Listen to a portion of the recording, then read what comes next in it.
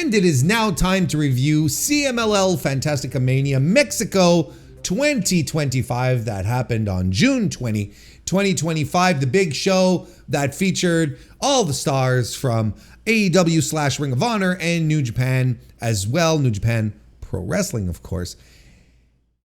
Capping off a pretty big week of collaboration as well with AEW and AEW's week in Mexico that is going to be remembered as a huge success. But we're not talking about that. I've already discussed that elsewhere on the MrWarrenHayes show universe of reviews and recordings and whatnot. However, the show here, the Fantasticamania, that's what we're going to focus on. We're gonna get right into into the show that of course took place in Arena Mexico. And look, the place looked packed again. Unfortunately, I'm not able to get any real data on how many people were present. I mean, the lower bowl was full, and that's the thing. In case you don't know.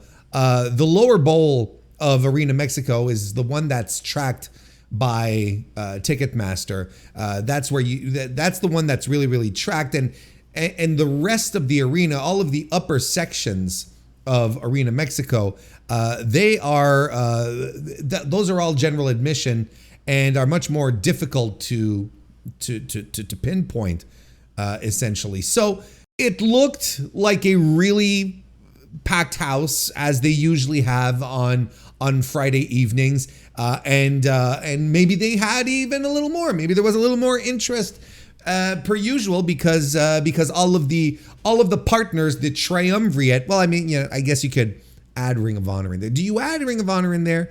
I feel the triumvirate of partnerships, right, is CMLL, AEW, New Japan, and Ring of Honor. Sure, but Ring of Honor is also It's a subsidiary, I guess, of AEW, so it's not like its own entity, right?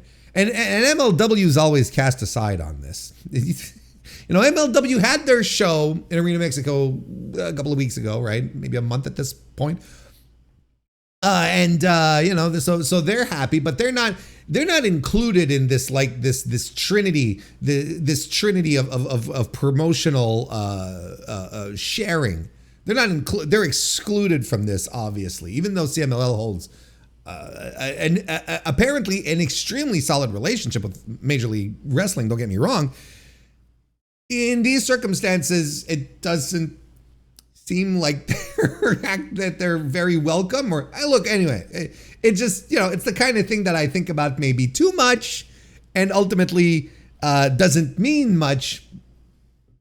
I wasn't, brokenhearted over the idea of MLW not being there. I'm just saying, I'm just pointing something out.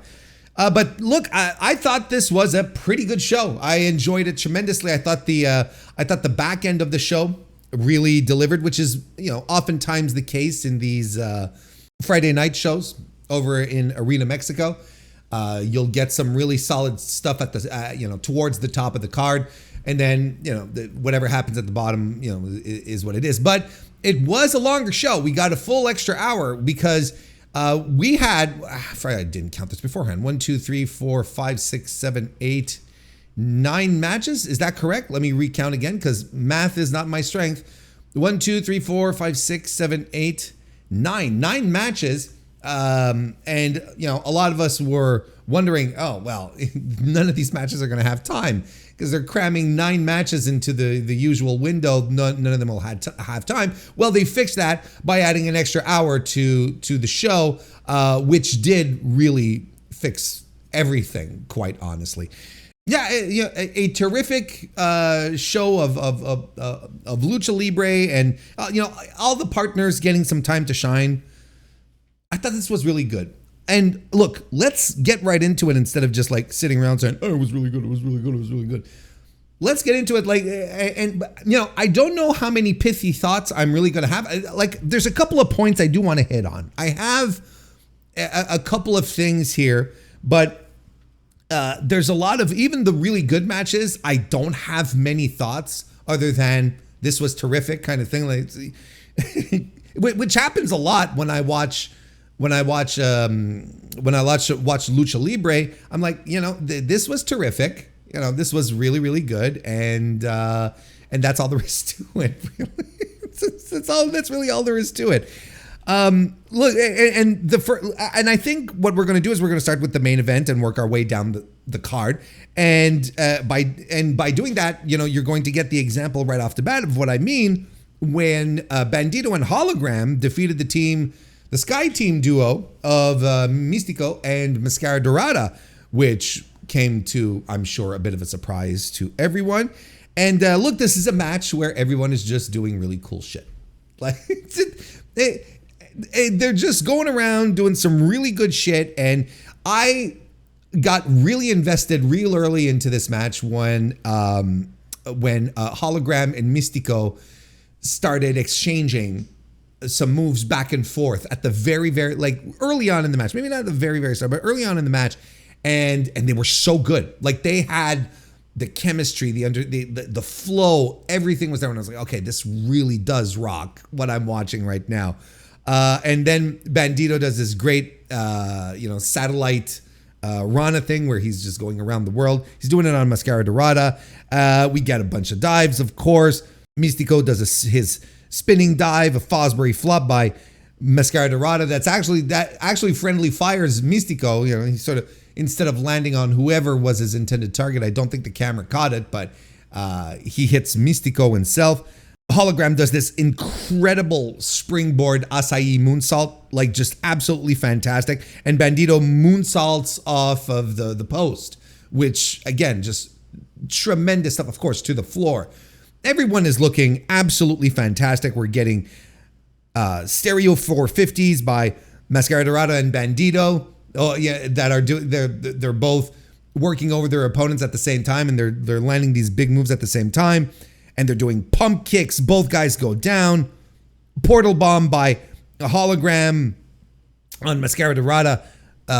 Finally, Hologram lands the portal bomb on Máscara Dorada to eliminate him from the match. And then Místico does his best to fight off the double teams from Hologram and Bandito. But it all comes to an end when Bandito rolls through a La Mística attempt. And Crucifix pins Místico for the win, who also got his shoulder up at the very last, like immediately after 3. Yeah, and that, my friends, whenever you see that happen in pro wrestling, that is the sign of an expert worker. Sure, he lost the match, right? Today, I have been bested by my adversaries, right? But when the shoulder goes down on 3, okay? The shoulder goes down on 3, and immediately after he pulls his shoulder up, that's where it's like, yeah, it's not exactly a satisfying victory, right? It's not exact, and Místico is nothing if not a terrific worker on that front. He knows what he's doing. So, I got a good chortle out of that. I enjoyed that tremendously. And as I enjoyed this match quite a bit, I thought it was terrific. I'm teetering between, you know what, we're going to do this.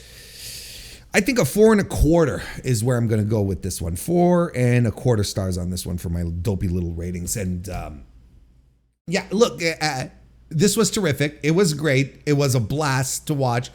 And then after the match, they set up this angle. Místico gets a microphone and essentially challenges Bandito to a one-on-one match next week in Arena Mexico, and Bandito accepts the challenge. So we're getting that next week, and I'm particularly excited about it. I found that Bandito all throughout this week has just utterly shined. He has shined brightly through all of his appearances on the CMLL shows. He's clearly gotten himself over with the Arena Mexico crowd. People are into it. People are excited about it, and they're excited about this match. So It also explains at the same time why Mystico took the pin here, because he knows he's getting in a tag team match, mind you, but he took the pin nonetheless. And it's very clear that he accepted to do it because he's going to get his win back next week, And here's what I found interesting, particularly for us American wrestling fans. Mystico comes out of his match with MJF.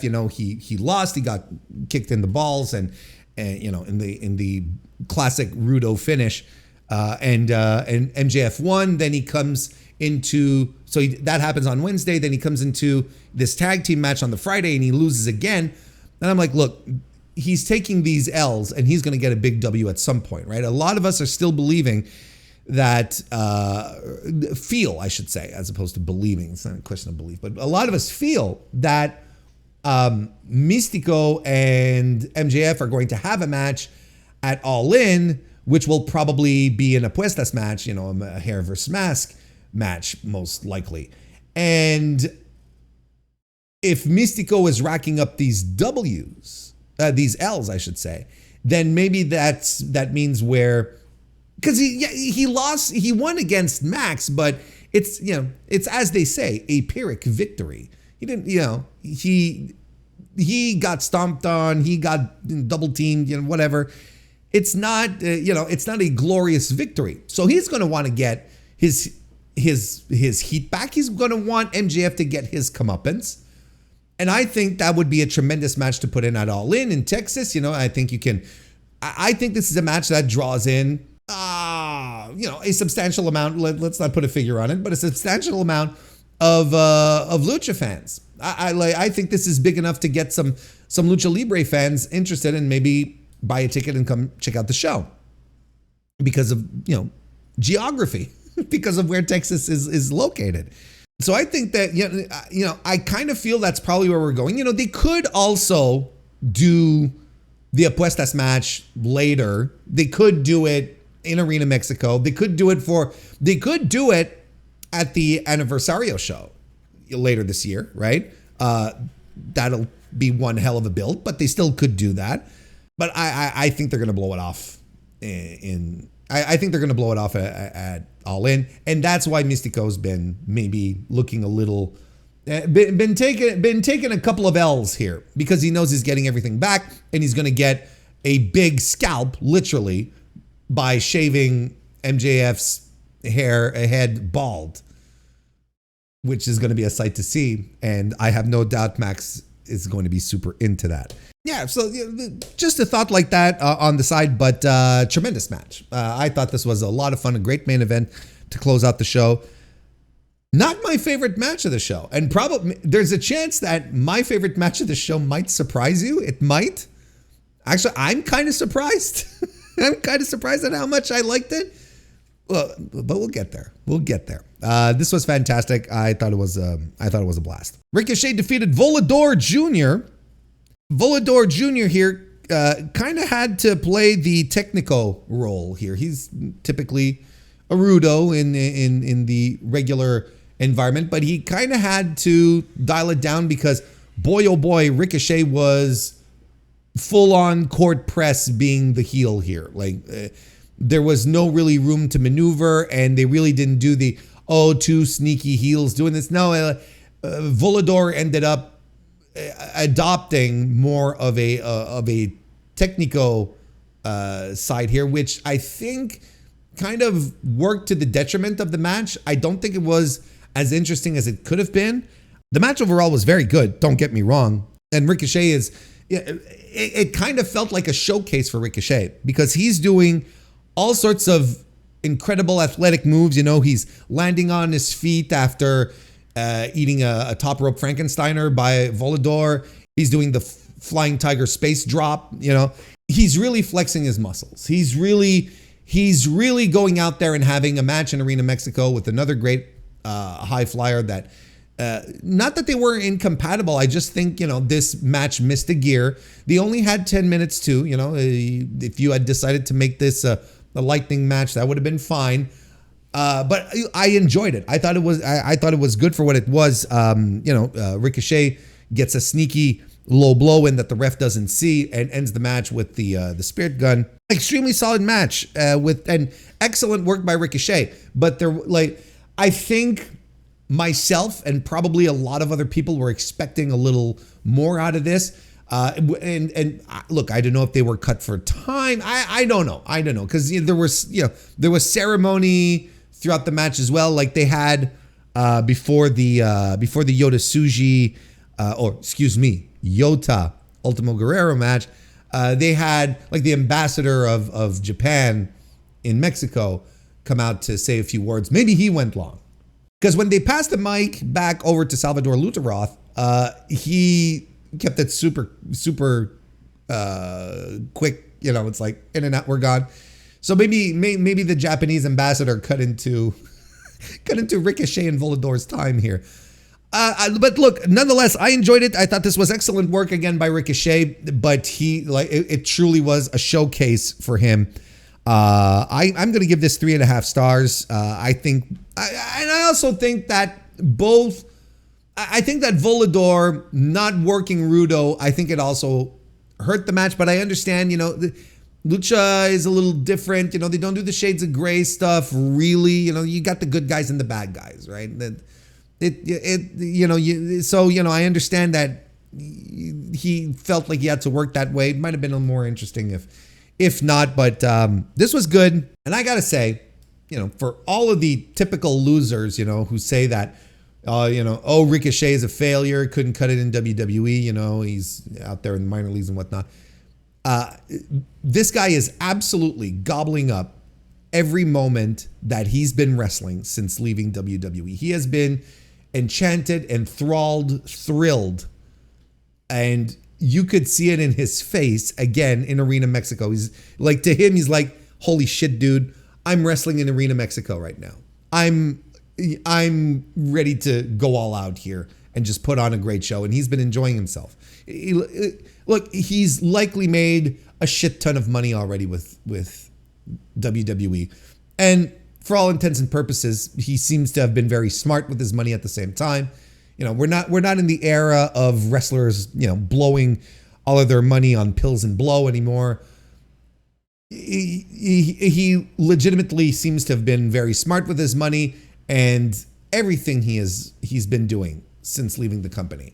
And especially since finding his footing as this excellent heel has been tremendous. And he's been tremendous and he looks and feels like a completely other man.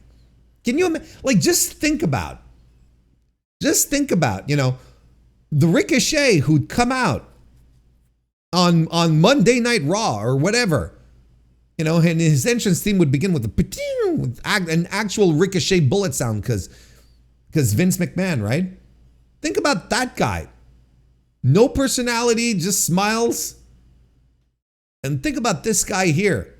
Two completely different worlds. Two completely different men.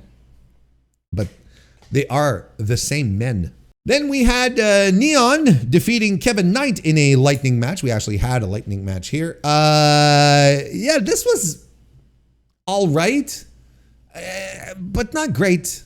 I felt like both guys had trouble connecting with each other. It was very weird. I like Neon tremendously. I think Neon has an extremely bright future, but Neon has off nights, and I would assume this was an off night. But you know what? Kevin Knight had an off night. Kevin Knight was flubbing spots. He was blowing spots. There's a spot they set up on the ramp to do a slingshot sunset bomb, I guess, and Kevin Knight is doing it, and he blows it. He just blows it. Both of these guys were off their game. Both of these guys were absolutely 100% off their game in this encounter. Neon wins with an inverted moonsault, though. That shit rules. I guess that's what you'd call it, right? An inverted moonsault. And Neon does his double hop moonsault, with ease again, which is one of the most spectacular moves in pro wrestling. It just, if only because of the complete and utter lack of effort that it takes for him to do it. It's just outstanding. Look, chalk it up to the guys maybe don't have great chemistry. I even felt throughout the match, they were a step behind each other. But overall, like, the result is not disastrous, but it's also not great. It's passable.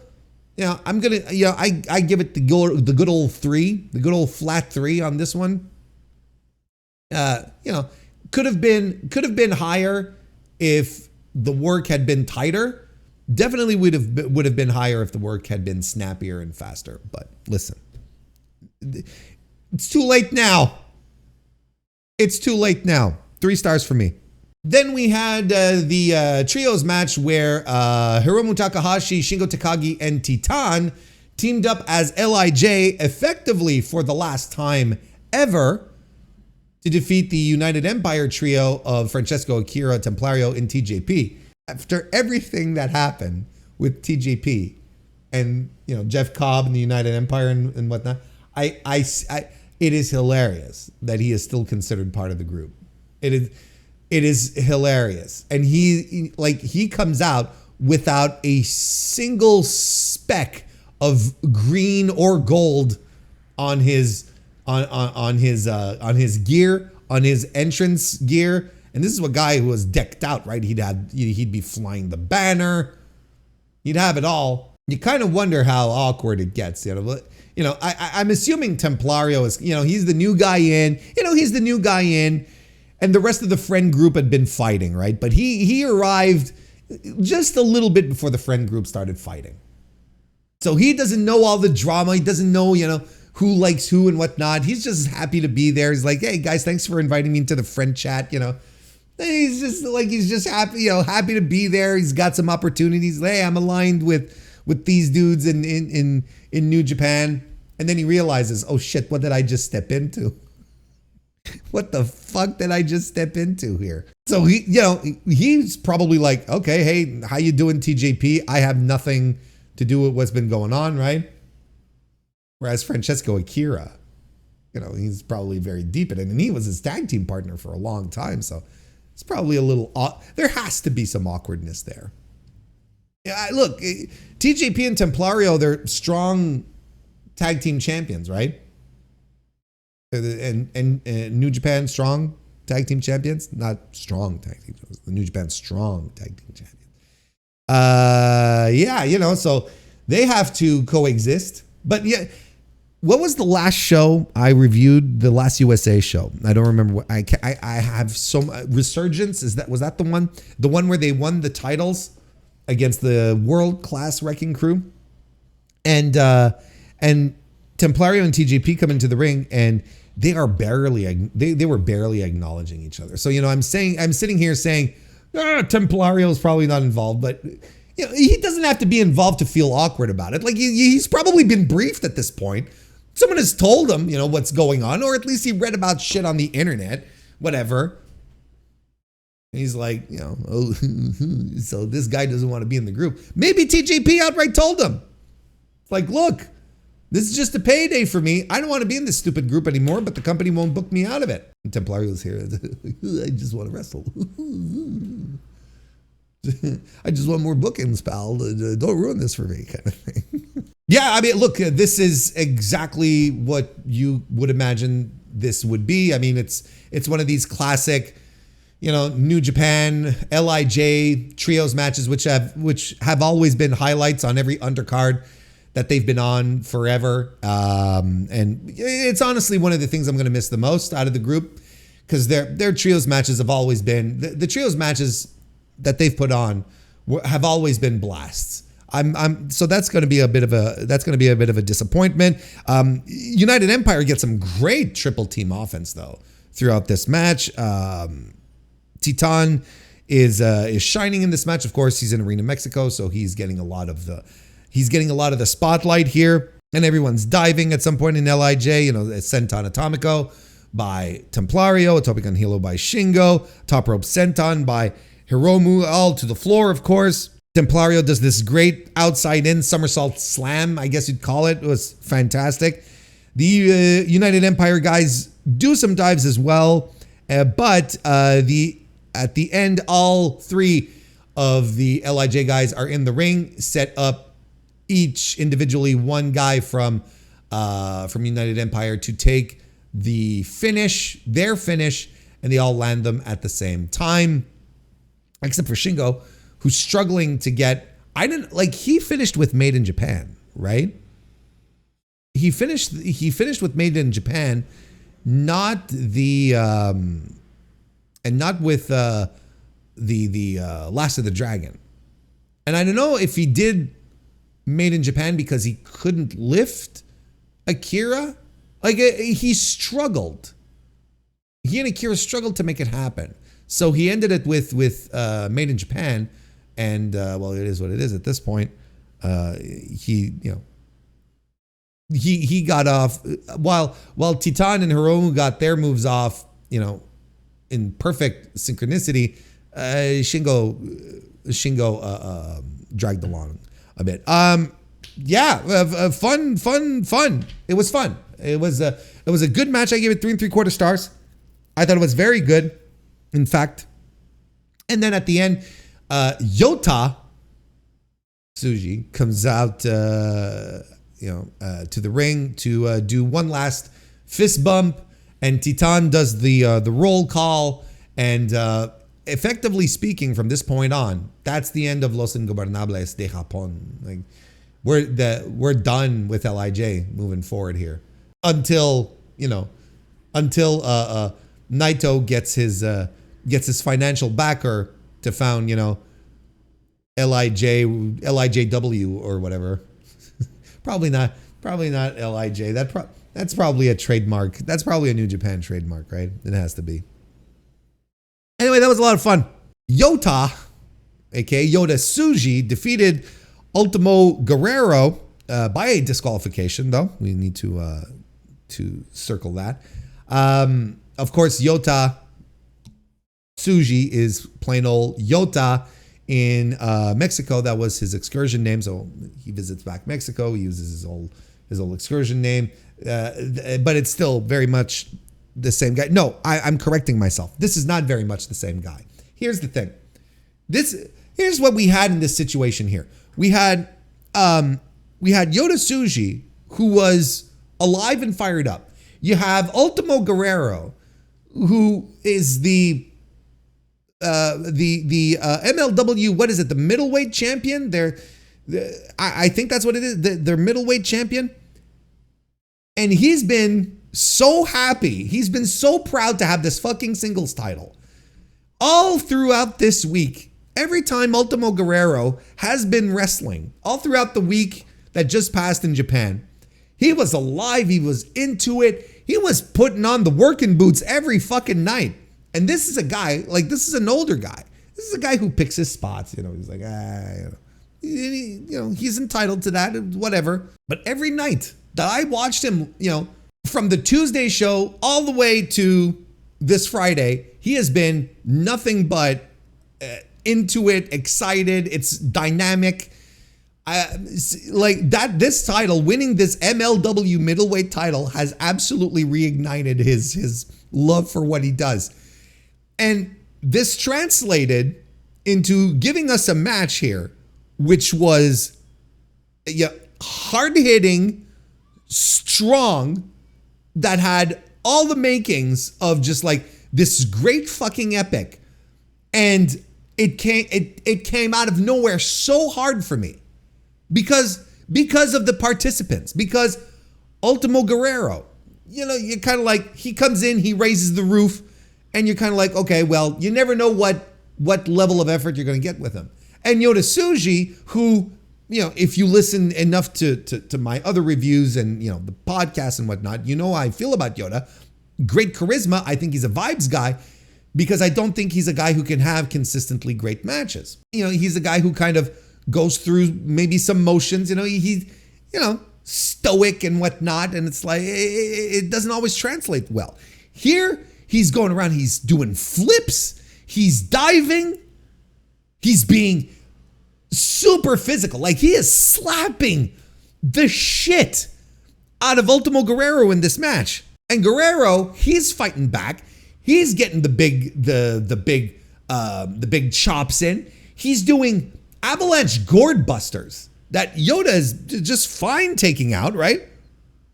And the people are into it. The people are feeling this energy. And Yoda emoting to the crowd, getting the crowd involved.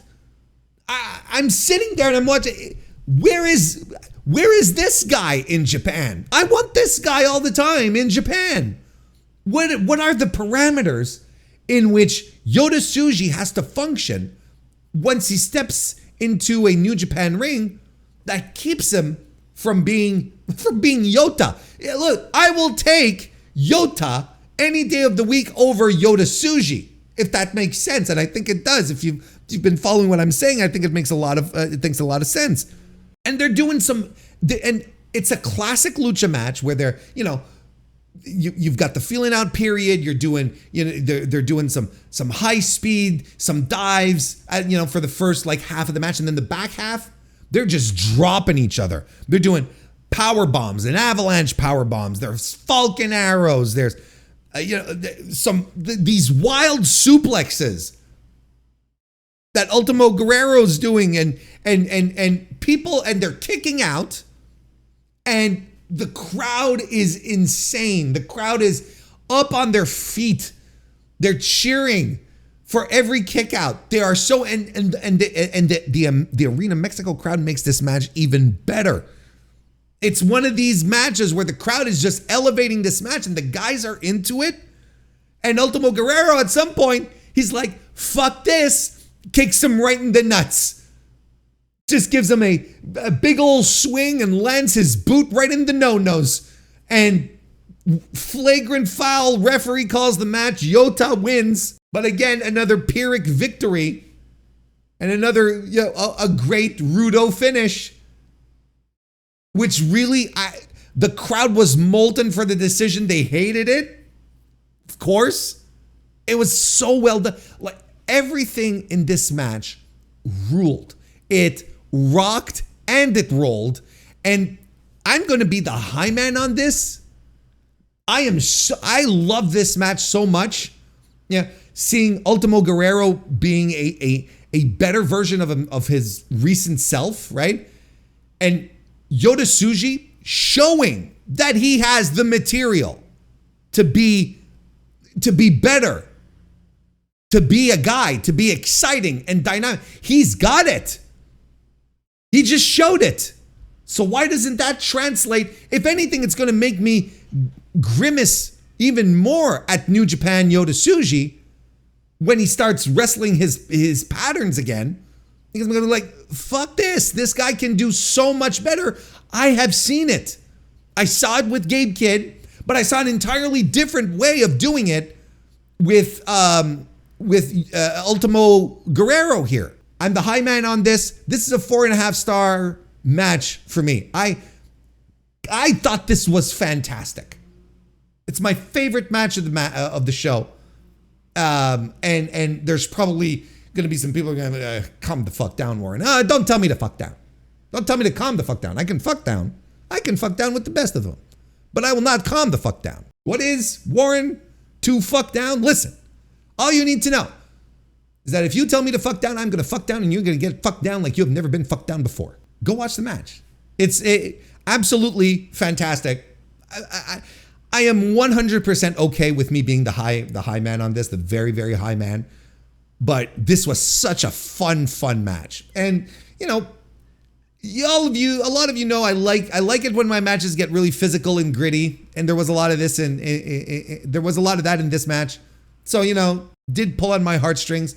But between Ultimo Guerrero pulling out this incredible performance and Yota Tsuji just proving that he can be a guy, he can be a worker, a high-level worker, instead of, the stoic, ambling man that he is during his matches.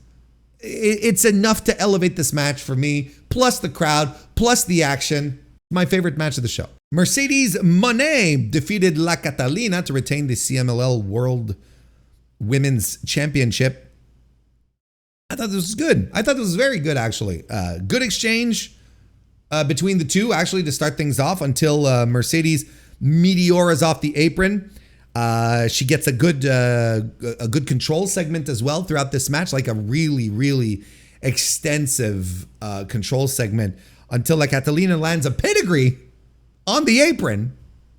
All right. But, look, Mercedes is in control of this match. Catalina gets her hope spots in, but Mercedes stays in control. La Catalina goes for a gory bomb, but Mercedes escapes. She goes for a gory bomb. Mercedes escapes to try to land the statement maker, and La Catalina gets out of that. We get the tombstone lung blower spot by Mercedes, a Busaiku knee by La Catalina, who does also a one-winged angel. Wonder if is Kenny Omega the kind of guy who needs you to ask him permission for his moves? Do you think he has to call him like he's Manami Toyota? You got to call him up just to make sure you can use the move. Anyway, she did a one-winged angel. Mercedes kicks out, and Monet very shortly thereafter locks in the statement maker. I can never remember the name. Statement maker for the win. This was very good. I gave it 3 3/4 stars. It was a tremendous match and probably one of the best matches I've seen La Catalina have in a long time. I look at this, and I wonder how long do we think La Catalina has left in CMLL? And I'm just I think Tony Khan has taken a liking to her. She's done some Ring of Honor shots. And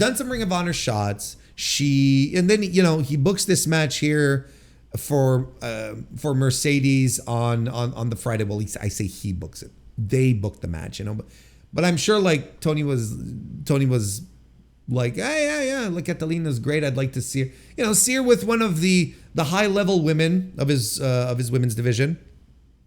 And I think that's very fascinating. I think she'd be a good addition. I'm not calling for AEW to start poaching CMLL talent, but I think it's fair to assume that Catalina's objectives of wrestling again on American television are fairly clear. Because I say again, because let's not forget she was in WWE for a cup of coffee, sure, but she was in WWE for a while. Maybe this, I would assume, and I would think that her aspirations are still very much geared to getting back into American wrestling, being back on American TV. That's fair. And look, with this idea of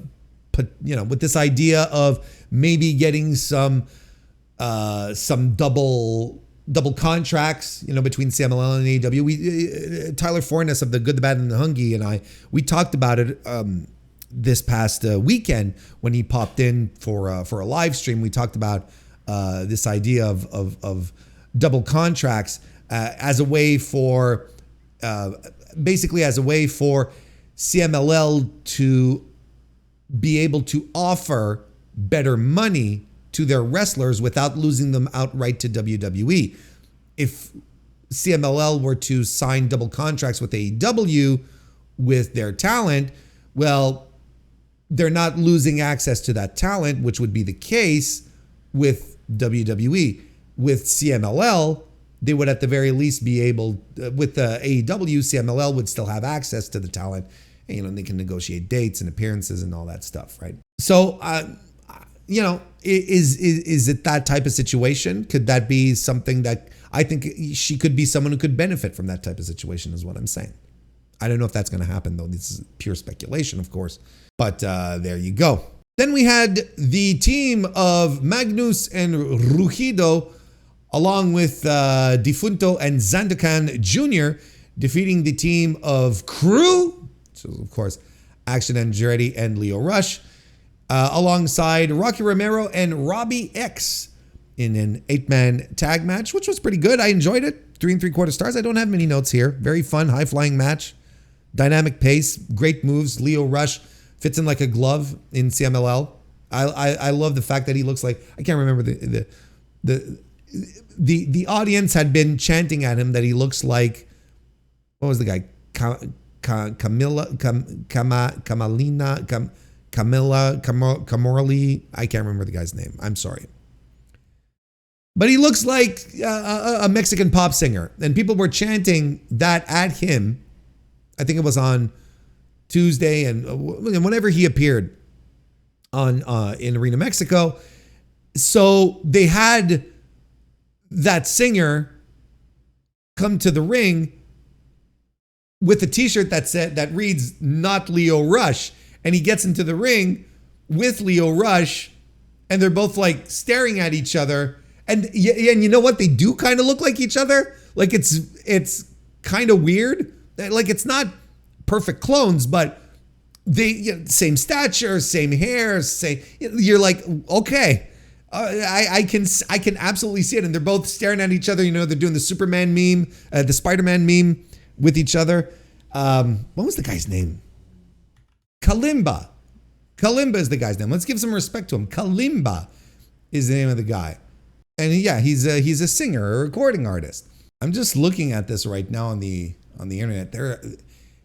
There are a bunch of sites who now have Not Leo Rush t-shirts set up, right? They're all, of course, right? There's a bunch that says Not Leo Rush. Why would you do that? The guy just took a white t-shirt and put a permanent marker. He took a Sharpie and wrote Not Leo Rush on it. Just do it yourself. I could do it with this t-shirt here, but I won't because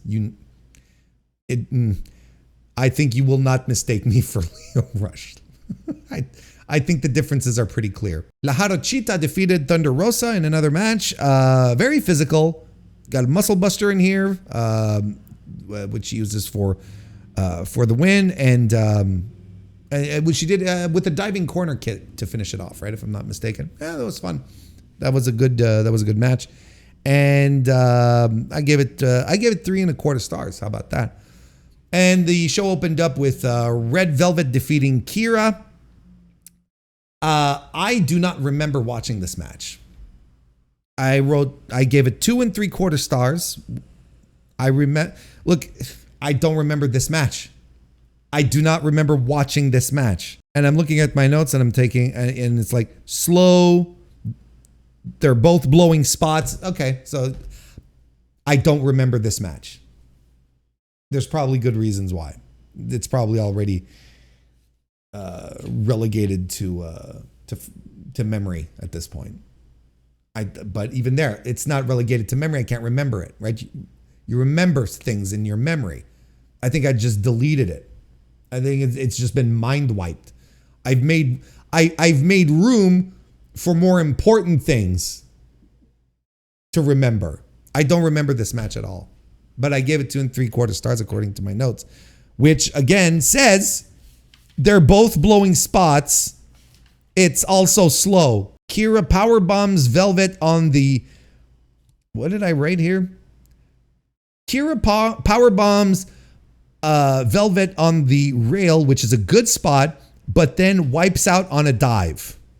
Oh yeah, and all of her glitter sort of exploded on the, I remember that. There you go. Fantasticamania Mexico. I shouldn't do that. Mexico. Sound like a complete and utter gringo. 2025. This was, look, I thought this was a fantastic show. More than recommended for you to go check out. There's a lot of great stuff. I think you can't go wrong with the main event. And honestly, go watch Yota Tsuji versus Ultimo Guerrero, which is the wildest thing I could say. But again, maybe I'm completely delusional at the same time, but I love that fucking match. And this was a good show to cap off a great week of collaborations between the three partners. So there you have it. Fantasticamania Mexico 2025 is good.